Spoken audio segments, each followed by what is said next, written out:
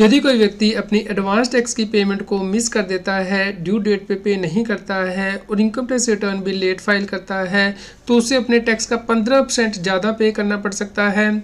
इसके बारे में हम आपको इस वीडियो में बताएंगे, इसलिए आपको एडवांस टैक्स पेमेंट को बहुत ज़्यादा सीरियसली लेना है और अपने क्लाइंट को भी अकॉर्डिंगली गाइड करना है। CA Satbir Singh YouTube channel पे आपका स्वागत है।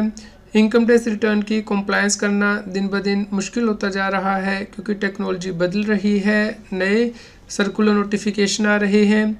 इसलिए आप हमारे यूट्यूब चैनल को सब्सक्राइब कर लें ताकि आपको इनकम टैक्स के रेगुलर अपडेट मिलते रहें, और आप हमें व्हाट्सएप चैनल और Telegram channel CA Satbir Singh TaxHeal पे भी सब्सक्राइब कर लें। लिंक वीडियो के डिस्क्रिप्शन में भी दिया गया है, कमेंट में पिन किया गया है। यदि कोई व्यक्ति अपने एडवांस टैक्स को टाइमली पे नहीं करता है तो उस केस में उसे ज़्यादा इंटरेस्ट पे करना पड़ता है, जो कि आप यहाँ पे देख सकते हैं कि सेक्शन 234A, B और C का इंटरेस्ट पे करना पड़ सकता है यदि व्यक्ति टैक्स नहीं पे करता है और रिटर्न भी लेट फाइल करता है। जैसा कि आप यहाँ पे देख सकते हैं, जो इंटरेस्ट का पोर्शन यदि हम निकालते हैं टोटल टैक्स का, तो यहाँ पे 19% टैक्स एक्स्ट्रा पे करना पड़ सकता है जब व्यक्ति अपनी इनकम टैक्स रिटर्न फाइल कर रहा है। तो चलिए समझते हैं कि इसके लिए इनकम टैक्स में क्या प्रोविज़न दी गई है। टैक्स पेयर को अपने पूरे साल की टैक्स लायबिलिटी पहले ही एस्टिमेट करनी होती है, और यदि वो 10,000 रुपये से ज़्यादा हो जाती है तो उस केस में उसे एडवांस टैक्स पे करना होता है। ये एडवांस टैक्स इंस्टॉलमेंट में पे करना होता है, जिससे कि हम आगे डिस्कस करेंगे। मान लीजिए फाइनेंशियली 24-25 में आपने अपने पूरे साल की इनकम एस्टिमेट की है और उसके ऊपर टैक्स लायबिलिटी निकाली है जो कि 10,000 रुपये से ज़्यादा है, तो अब आपको टैक्स लायबिलिटी एडवांस टैक्स के रूप में पे करनी है। एडवांस टैक्स को आपको इंस्टॉलमेंट में पे करना होता है। 15 जून तक 15%, 15 सितंबर तक 45%, 15 दिसंबर तक 75% और 15 मार्च तक 100% आपका एडवांस टैक्स गवर्नमेंट के पास जाना चाहिए।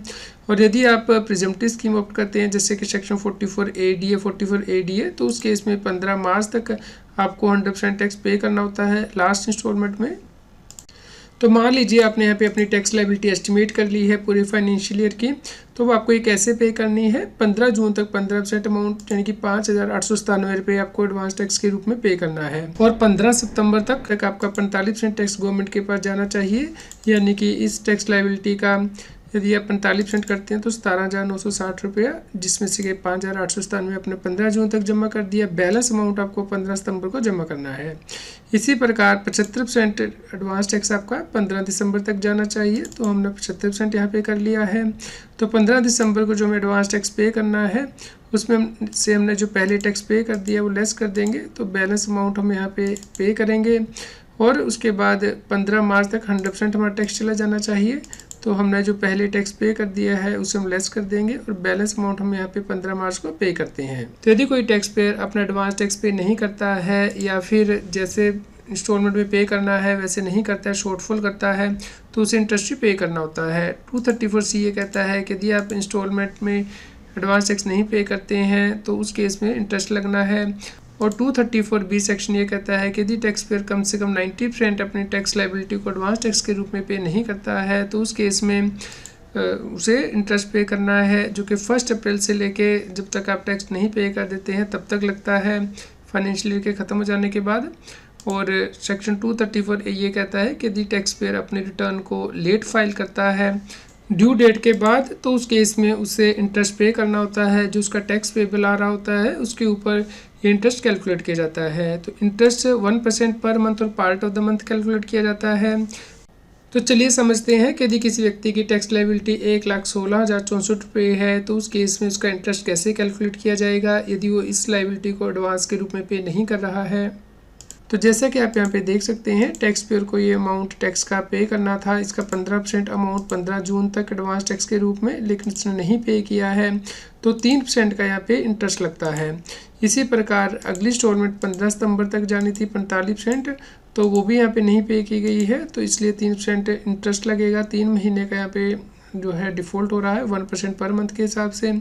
इसी प्रकार 15 दिसंबर तक जो इंस्टॉलमेंट है वो पे करनी थी 75% टैक्स, वो भी नहीं किया गया है, तो 3 महीने का फिर से डिफ़ॉल्ट हो गया है, तो 1% पर मंथ के हिसाब से इंटरेस्ट लगेगा। इसी प्रकार नेक्स्ट इंस्टॉलमेंट 15 मार्च तक जमा करानी थी तो नहीं की है, तो 1 महीने का यहाँ पे जो है डिफ़ॉल्ट हुआ है, तो अकॉर्डिंगली आप यहाँ पे इंटरेस्ट कैलकुलेट करेंगे सेक्शन 234C, यानी कि टैक्स पेयर ने जो इंस्टॉलमेंट थी वो डेफर की हैं पे करने में, इसलिए उसका इंटरेस्ट यहाँ कैलकुलेट किया जाएगा।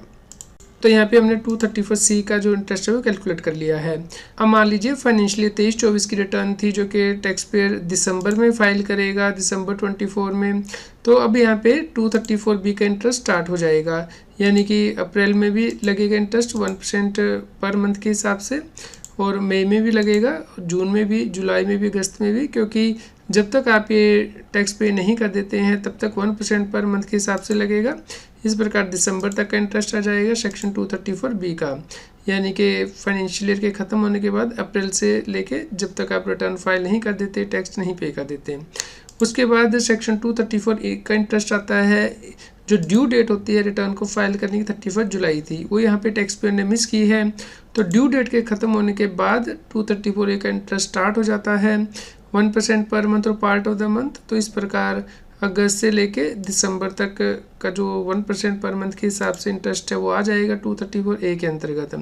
तो इस प्रकार 234C का इंटरेस्ट प्लस 234B का इंटरेस्ट प्लस सेक्शन 234A का इंटरेस्ट टोटल 22,098 रुपये यहाँ पे बन जाते हैं। तो इस प्रकार आप यहाँ पे देख सकते हैं कि यदि टैक्स पेयर अपने टैक्स को टाइमली पे नहीं करता है और इनकम टैक्स रिटर्न भी लेट फाइल कर रहा है ड्यू डेट के बाद ऑलमोस्ट लास्ट मंथ में, तो उसे 19% एक्स्ट्रा जो है वो पे करना पड़ रहा है अपने टैक्स का।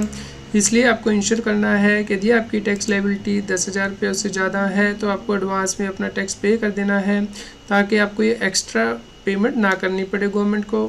यहाँ पे आपको ध्यान रखना है कि यदि कोई व्यक्ति रेजिडेंट सीनियर सिटीजन है, यानी कि उसकी उम्र 60 साल उससे ज़्यादा है और उसकी बिजनेस एंड प्रोफेशन से कोई इनकम नहीं है, तो उसे एडवांस टैक्स पे करने की आवश्यकता नहीं है। जब वो अपनी ITR फाइल कर रहा है उस वक्त वो अपना टैक्स पे कर सकता है। लेकिन यदि कोई व्यक्ति नॉन रेजिडेंट सीनियर सिटीजन है तो उसे एडवांस टैक्स पे करना होता है यदि उसकी टैक्स लायबिलिटी 10,000 रुपये से ज़्यादा है, या फिर व्यक्ति रेजिडेंट सीनियर सिटीजन है लेकिन उसकी बिजनेस एंड प्रोफेशन से भी इनकम है, तो उस केस में भी उसे एडवांस टैक्स पे करना होता है। तो एडवांस टैक्स कैसे पे करना होता है? यदि कोई व्यक्ति कंपनी है या फिर ऐसा व्यक्ति है जिसका कि टैक्स ऑडिट होता है इनकम टैक्स एक्ट के अंतर्गत, तो उसे अपना एडवांस टैक्स इलेक्ट्रॉनिकली पे करना होता है internet banking, credit card, debit card के द्वारा। लेकिन यदि कोई और व्यक्ति है तो वो इलेक्ट्रॉनिकली भी पे कर सकता है या फिर बैंक के काउंटर पे जाके भी अपने टैक्स को जमा कर सकता है।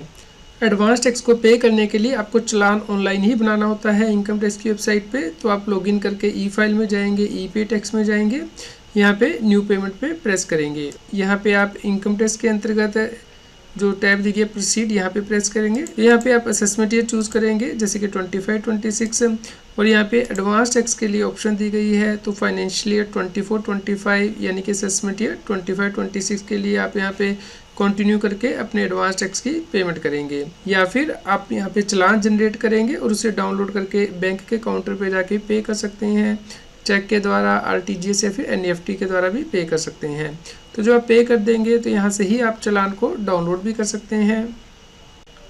तो जैसे आप कंटिन्यू करके आगे जाते हैं, यहाँ पे मान लीजिए 20,000 रुपये का हम एडवांस टैक्स पे करना चाहते हैं, तो यहाँ पे टैक्स में हमने डाल दिया है। अब कंटिन्यू करेंगे। यहाँ पे डिफरेंट मोड है पे करने के लिए। आप नेट बैंकिंग के द्वारा, डेबिट कार्ड, पे at bank counter, RTGS, NEFT या फिर क्रेडिट कार्ड या UPI के द्वारा पे कर सकते हैं। तो अकॉर्डिंगली आप चूज़ कर लीजिए और उसके बाद कंटिन्यू करके आप पे कर सकते हैं, या फिर यहाँ पे जनरेट कर सकते हैं चालान। जैसे ही कंटिन्यू करेंगे चालान जनरेट हो जाएगा। उसके बाद उसे डाउनलोड करके आप बैंक के काउंटर पे जाके चेक के द्वारा, RTGS, NEFT के द्वारा यहाँ पे कर सकते हैं। पेमेंट करने के बाद आप दोबारा से ई फाइल में जाएंगे, ई पे टैक्स में जाएंगे। यहाँ पे देखिए पेमेंट हिस्ट्री दी होगी, यहाँ पे आप प्रेस करेंगे। यहाँ पे एक्शन के अंतर्गत डाउनलोड कर सकते हैं आप जो आपने एडवांस टैक्स पे किया होगा। दोस्तों, यदि कोई व्यक्ति एडवांस टैक्स पे नहीं करता है तो उस केस में इनकम टैक्स डिपार्टमेंट से नोटिस भी आ सकता है SSC को। नॉर्मली ये फरवरी मंथ में आता है। फरवरी मंथ के ख़त्म होने से पहले इनकम टैक्स ऑफिसर नोटिस जारी करके टैक्स पेयर को कहता है कि वो अपना एडवांस टैक्स जमा करे। दोस्तों, आप इस वीडियो को सभी लोगों के साथ शेयर करें ताकि वो ज़्यादा टैक्स देने से बच सकें और अपना एडवांस टैक्स टाइमली पे करें। क्या आप अपना एडवांस टैक्स टाइमली पे करते हैं? इसके लिए हमें वीडियो के नीचे कमेंट करके जरूर बताएं। कृपया लाइक करें और शेयर करें। रेगुलर टैक्स अपडेट के लिए इस चैनल को सब्सक्राइब करें। आप हमें Telegram app CA Satbir Singh TaxHeal पर ज्वाइन कर सकते हैं ताकि आप GST और इनकम टैक्स के रेगुलर अपडेट अपने मोबाइल पर ही प्राप्त कर सकें।